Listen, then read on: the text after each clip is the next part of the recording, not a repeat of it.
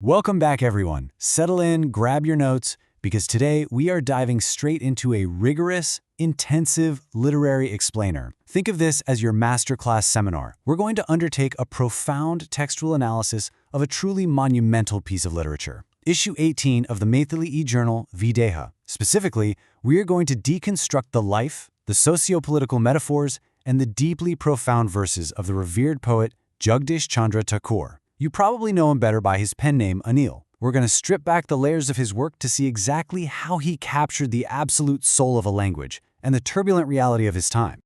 Okay, let's quickly look at the syllabus for today's masterclass. We'll start with the digital Maithili syllabus, then move on to the philosophy of poet Anil. After that, a close reading focusing on human connection, followed by an analysis of his social metaphors, and we'll wrap it all up with the critic's final verdict.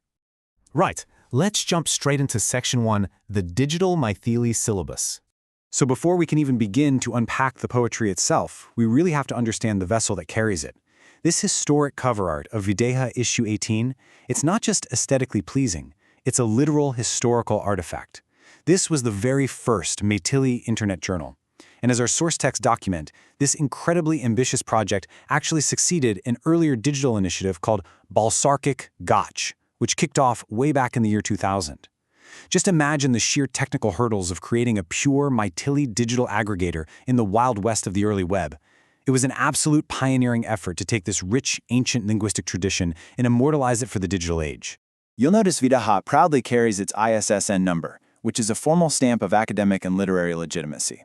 It essentially represents the ancient literary presence of Maithili making this massive leap, transitioning into a modern digital web aggregator format.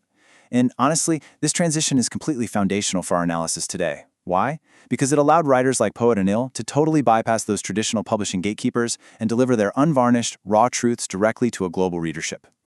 Moving right along to Section 2, the philosophy of poet Anil. Now, what's really interesting here is how critics perfectly capture Anil's core essence with this beautiful phrase, Geet Ganga, which translates to the river of songs. His inner identity was just deeply intrinsically tied to the natural, totally unforced flow of the Maithi language. His poetry wasn't rigidly constructed or overly engineered. It just flowed out of him, much like a river, carrying all the real, messy silt and sediment of actual human experience. If we are genuinely going to understand Anil, we have to grasp his core thematic pillars.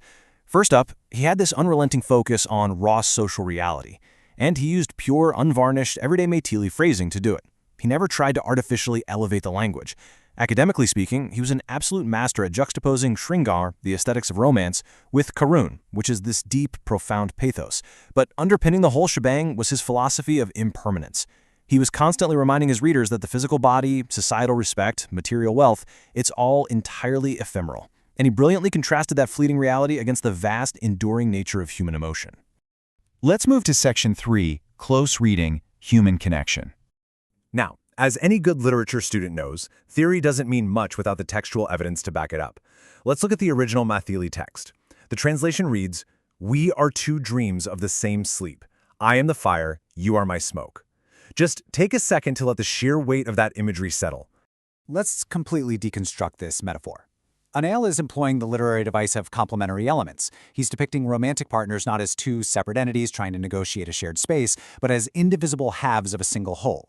There are literally no barriers here. You can't separate the fire from the smoke, right? One is the direct, inevitable consequence and companion of the other. It's just such an incredibly grounded, naturalistic way to use language to convey a profound, barrier-free human connection. Which brings us to Section 4, analyzing social metaphors. But here's the thing. Poet Anil wasn't just a romantic. His ability to capture love was matched only by his piercing, almost surgical ability to diagnose societal rot. His poetry makes a really drastic shift here. He writes, "When the butchers are in the house, how will you understand happiness?" Man, what a devastating diagnosis. In our source texts, the critics analyze this as Anil directly addressing the modern epidemic of terrorism and internal societal violence. He frames it as a literal disease paralyzing the village. I mean, how can a society even begin to conceptualize joy when the butchers, the purveyors of violence and terror, have taken up residence inside our very own homes? It is a chilling, brilliantly executed use of domestic imagery to explain a massive macro-political crisis. To explore this a bit further, let's shift our focus to a phenomenal critical essay featured in Videha by Ashish Anchanhar. He's analyzing Anil's famous poem Tarak A Par, which translates roughly to this side of the river. Anchanhar totally unpacks Anil's masterful use of spatial metaphors here. So the crucial point is this. A superficial, literal interpretation might just suggest, okay, the good people live on one side of the river and the bad people live on the other. Or maybe that our land is fertile and theirs is barren. But the deeper, much more profound literary implication, as argued by the critics, is that Anil is actually mocking these strict boundaries. He sees them as entirely artificial human constructs. You know, nature didn't draw a literal line in the dirt saying one side is inherently evil. We did that. Anil is essentially forcing the reader to confront their own built-in prejudices head-on. All right, let's wrap this up with Section 5, the critic's final verdict. This really brings us to his ultimate legacy. There's this ancient Sanskrit maxim, Satyam bruyat, priyam bruyat, which means speak the truth, speak the pleasant truth, do not speak the unpleasant truth. Well, the critical consensus in Videha is that poet Anil actively, almost aggressively defied this ancient rule. While tradition demanded these polite pleasantries, Anil deliberately chose to present the harsh, uncomfortable, often downright ugly reality. He didn't want to soothe his readers with a lullaby, he wanted to shake them awake. So his legacy ultimately rests on utterly rejecting the pleasant lie, and instead shining a giant spotlight on the bitter, unvarnished truths of society. But his true genius, and this is noted explicitly in the journal, was his ability to perfectly balance deep emotionality, what in Maithili is called pavokta, with incredibly sharp, piercing intellectual rigor, or vaicharikta. He didn't just make you feel things, he made you think critically about the actual mechanics of the world around you, leaving this incredibly lasting imprint on the reader's conscience. And so I'm going to leave you with this final Socratic question to ponder as we close out our masterclass today. Should literature and poetry prioritize comforting, pleasant fictions that just make life a little easier to bear?